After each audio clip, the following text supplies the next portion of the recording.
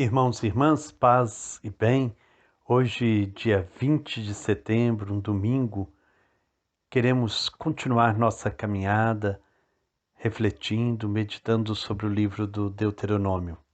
Hoje vamos refletir sobre o capítulo 21, versículos 22 e 23, e o capítulo 22 até o versículo 29. Este vai ser o texto de hoje, que nós possamos então ouvir o que o Senhor nos fala através da história dos povos, da história do povo de Israel. Tanta coisa que muitas vezes achamos contraditórias, difíceis, mas que trazem lições para todos nós, porque há uma preocupação humanitária que precisa estar viva em nós, que nós não entremos no jogo de uma sociedade que oprime e que mata. Vamos então abrir nosso coração e acolher a palavra que Deus nos dirige hoje.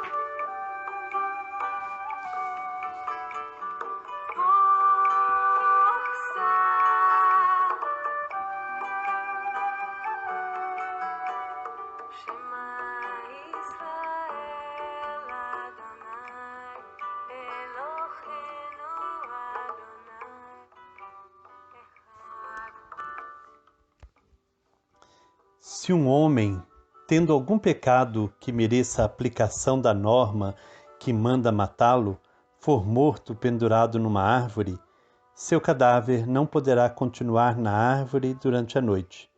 Você deverá sepultá-lo no mesmo dia, pois quem morre pendurado é amaldiçoado por Deus. Isso para que você não torne impuro o solo que Javé, o seu Deus, lhe dará como propriedade. Se você vê extraviados o boi ou a ovelha do seu irmão, não se esconda deles. Leve-os de volta para o seu irmão.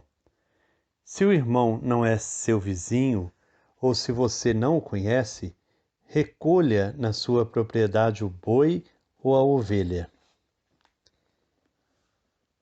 e guarde-os até que seu irmão os venha procurar. Então você os devolverá. Faça a mesma coisa com o jumento, com o manto e com qualquer objeto desaparecido que seu irmão tenha perdido que você tenha encontrado. Você não poderá esconder-se. No caso de você ver o jumento ou o boi do seu irmão caídos no caminho, não se esconda deles. Ajude seu irmão a levantar o animal. A mulher não deverá usar artigo masculino, nem o homem se vestirá com roupa de mulher, pois quem assim age é abominável para Javé, o seu Deus. Se pelo caminho, numa árvore ou no chão, você encontrar um ninho de passarinhos com filhotes ou ovos, e a mãe sobre os filhotes ou sobre os ovos, não pegue a mãe que está sobre os filhotes. Deixe primeiro a mãe voar em liberdade, para depois pegar os filhotes. Assim tudo lhe correrá bem e você prolongará os seus dias. Quando construir uma casa nova, faça um parapeito no terraço. Assim você estará evitando que sua casa seja responsável por uma vingança do sangue caso alguém caia do terraço. Não semeie na sua vinha 2 espécies de sementes, para evitar que a vinha inteira fique consagrada tanto à semente que você semear, como o fruto da vinha. Não are com boi e asno na mesma junta. Não vista roupa mesclada de lã e linho. Faça borlas nas 4 pontas do manto com que você se cobrir. Quando um homem toma uma mulher e, após ter tido relações com ela, começa a desprezá-la e acusá-la de atos vergonhosos, difamando o nome dela publicamente e dizendo: tomei essa mulher para mim, mas quando me acheguei a ela, não encontrei nela provas de virgindade. O pai e a mãe da jovem pegarão as provas da virgindade da jovem e as levarão à porta para os anciãos da cidade. O pai da jovem dirá aos anciãos: dei minha filha como mulher a este homem, mas ele a despreza e a está acusando de atos vergonhosos, dizendo: não encontrei em sua filha as provas da virgindade. Mas aqui estão as provas da virgindade da minha filha. E estenderá o lençol diante dos anciãos da cidade. Os anciãos da cidade vão tomar o homem e castigá-lo, aplicando-lhes a pena de 100 moedas de prata, que serão entregues ao pai da jovem, por ter difamado publicamente o nome de uma virgem de Israel. Ela continuará sendo mulher dele e ele jamais poderá despedi-la. Se a denúncia for verdadeira, isto é, se não acharem as provas da virgindade da jovem, levarão a jovem até a porta da casa de seu pai, e os homens da cidade a apedrejarão até que morra, pois ela cometeu uma loucura em Israel para prostituir a casa do seu pai. Desse modo, você eliminará o mal do seu meio. Se um homem for encontrado deitado com uma mulher pertencente a um senhor, ambos serão mortos, o homem que se deitou com a mulher e também a mulher. Assim você eliminará o mal de Israel. Se houver uma virgem prometida a um homem, e se um homem encontrar na cidade e se deitar com ela, vocês levarão os dois às portas da cidade e os apedrejarão até que morram. A jovem, sob acusação de não ter gritado por socorro na cidade, e o homem, sob acusação de ter humilhado a mulher do seu próximo.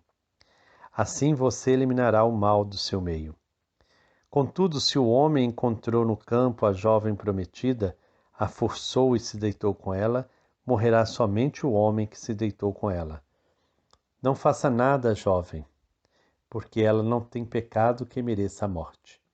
É como o caso do homem que se levanta contra seu próximo e o mata. Ele a encontrou no campo e a jovem prometida pode ter gritado, mas não havia quem a livrasse. Se um homem encontra uma virgem que não está prometida em casamento e a agarra e se deita com ela, sendo encontrados, o homem que teve relações com ela dará ao pai da jovem 50 moedas de prata e ela ficará sendo sua mulher.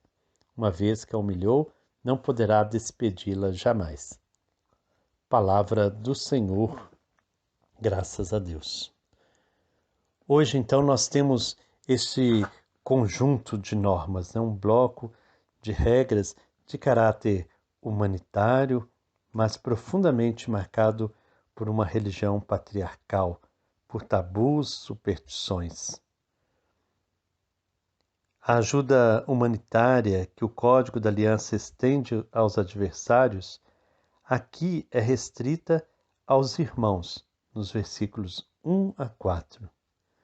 Sobre o crime e a pena, citados nos versículos 22 e 23 do capítulo 21, nada se sabe, além de sua associação à morte de Jesus, que morreu dependurado numa árvore.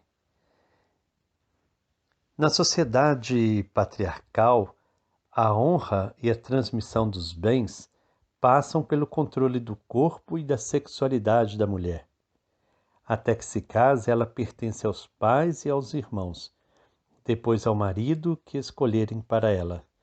Só dela é que se exige prova de virgindade, e será morta caso não a possa dar. O marido difamador paga uma multa ao pai dela e a mulher, mesmo não amada, deve ficar sempre com ele, já que este teve relação sexual com ela. Então, essas questões que aparecem com tanta força nesse capítulo ligado a essa relação homem e mulher mostra como a sociedade da época em que foi redigido o livro do Deuteronômio era uma sociedade profundamente marcada pelo patriarcalismo, pelo domínio do homem sobre a mulher. Isso está explícito nesse texto quando a mulher ela não tem de fato uma opinião a dar. Não se escuta a mulher. As regras são rígidas em relação à mulher. É bem verdade que em alguns momentos a lei procura protegê-la, mas a proteção muitas vezes a conduz a uma submissão. Ela não é ouvida, não é respeitada. Isso nos remete aos nossos tempos. Vivemos uma época também de grande machismo, de domínio do homem sobre a mulher. Cresce a cada ano o feminicídio. Como que a gente vê tantas e tantas vezes as mulheres sendo ameaçadas, humilhadas na relação familiar. Quantas mulheres sofrem caladas diante da brutalidade de seus maridos. E nós muitas e muitas vezes não fazemos nada, nos calamos diante disso, nos agarrando a um ditado que em briga de marido e mulher não se mete a colher. A Lei Maria da Penha abriu muito os olhos da sociedade, levou muitas mulheres a darem um grito, a não se calarem diante da humilhação, da opressão, diante da dor. Mas nós bem sabemos que as relações familiares são muito complexas. O lugar que muitas mulheres ainda ocupam na sociedade é de submissão, de negação de seus talentos, de sua força. Fala-se muito de emancipação feminina, na verdade houve grandes avanços, principalmente a inserção das mulheres no mundo do trabalho, na cultura, nas ciências, nas artes.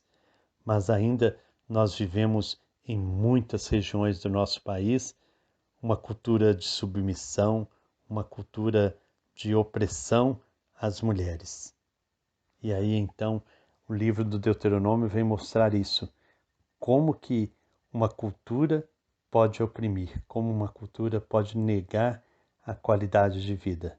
Nós estamos muito presos à questão cultural. Muitas religiões se agarram a estes textos bíblicos e fazem desses textos armas para dominar, para oprimir a mulher. Hoje, então, nós somos chamados a rezar neste domingo por todas as mulheres que são oprimidas, por todas as mulheres que sofrem, por todas as mulheres que estão caladas diante da dor, diante da ameaça, diante da opressão do seu marido. Muitas não têm coragem porque não têm perspectivas, não têm força para sair daquele relacionamento doentio. Muitas não conseguem encontrar caminhos. Então, que nós possamos rezar por todas elas, estarmos em comunhão com essas mulheres oprimidas. Se nós olharmos a realidade das mulheres em tantos outros países, nós vamos ver que chegam a brutalidades, onde a mulher não encontra na sociedade espaço para nada. Seu corpo é negado, sua vida é negada, sua cultura é negada. Então vivemos ainda uma época de muita opressão. Que nós possamos então neste domingo rezar em solidariedade com tantas oprimidas e que nós possamos também refletir sobre como anda a nossa vida, como anda a questão de gênero, né, na nossa casa, na nossa família, como que homem e mulher estão dialogando, como que dentro da sua casa vocês conseguem viver o respeito, o diálogo, o amor. Então, essa é a questão. Como anda a vida das mulheres hoje? Como está a sua vida se você é mulher? Mas se você é homem, como você tem se relacionado com as mulheres que estão ao seu redor? Com sua esposa, com sua filha, com sua mãe, com sua vizinha? Como que você tem se relacionado? Ainda estamos mantendo uma relação de opressão, uma relação de dominação, ou predomina o respeito? Que o Deus, que é fonte de amor, de bondade, nos inspire nesse dia, nessa reflexão sobre o lugar da mulher na nossa sociedade contemporânea. Quero lembrar a todos que nós estamos fazendo então uma sondagem sobre qual livro você quer refletir após esse estudo do Deuteronômio. No mês de outubro vamos iniciar novo estudo, estamos então fazendo uma enquete. O link foi mandado ontem, então se você ainda não votou, vote hoje, porque à noite nós vamos então divulgar o resultado e provavelmente vamos fazer uma nova votação com aqueles que foram mais votados, porque até o momento está bem distribuído. Então nós vamos colocar os 5 mais votados para que vocês possam escolher novamente. Então hoje à noite nós vamos fechar essa enquete para que amanhã, na segunda-feira, a gente possa então escolher o livro que vai ser estudado a partir de outubro. Contamos muito com a participação de vocês, que possamos continuar juntos a nossa jornada bíblica, aprofundando cada vez mais na escuta do que o Senhor tem a nos dizer. Um bom domingo para todos, um feliz encontro com Cristo na Eucaristia, com Cristo na sua palavra. Que o Deus de amor e bondade nos abençoe, em nome do Pai, do Filho e do Espírito Santo. Amém. Paz e bem.